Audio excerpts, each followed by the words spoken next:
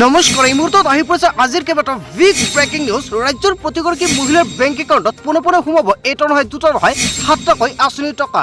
অৰুণোদয়ৰ প্ৰতিজন হিতাধিকাৰীৰ বেংক একাউণ্টত 1250 টকাকৈ প্ৰদান কৰা হ'ব। যদি আপুনি চৰকাৰী কৰৰ বাবে জিঅ' টেকিং কৰিছে তেনে ক্ষেত্ৰত আপোনাৰ বাবে ভাল খবৰ।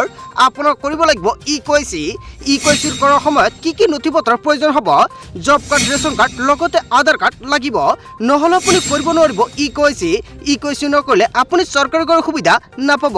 লগতে ৰেচন কাৰ্ড থাকিলে জনতাই পাব 4টা নতুন সুবিধা।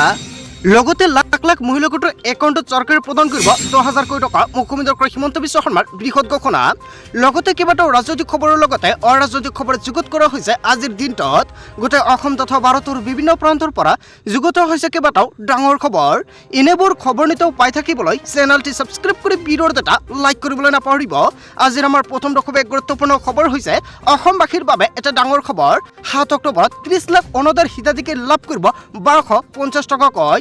35 লাখ পৰিয়াললৈ হাঁহি উঠিব। হয় বন্ধু বান্ধৱীসকল, এটা বিগ আপডেট আহি পৰিছে। 35 লাখ মহিলাৰ মুখত বিৰিঙিব হাঁহি।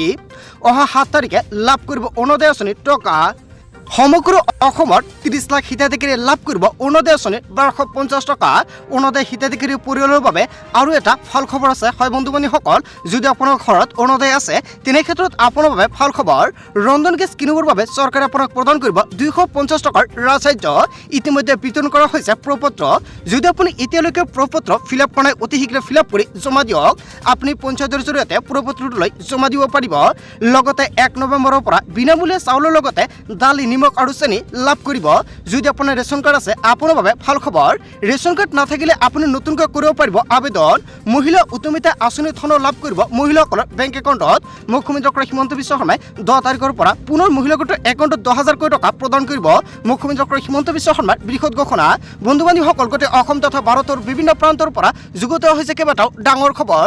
এনেবোৰ খবৰ নিতৌ পাই থাকিবলৈ চেনেলটি ছাবস্ক্ৰাইব কৰি ভিডিঅ'ৰ এটা লাইক কৰিবলৈ নাপাহৰিব। সো থেংক ইউ ফৰ ৱাচিং।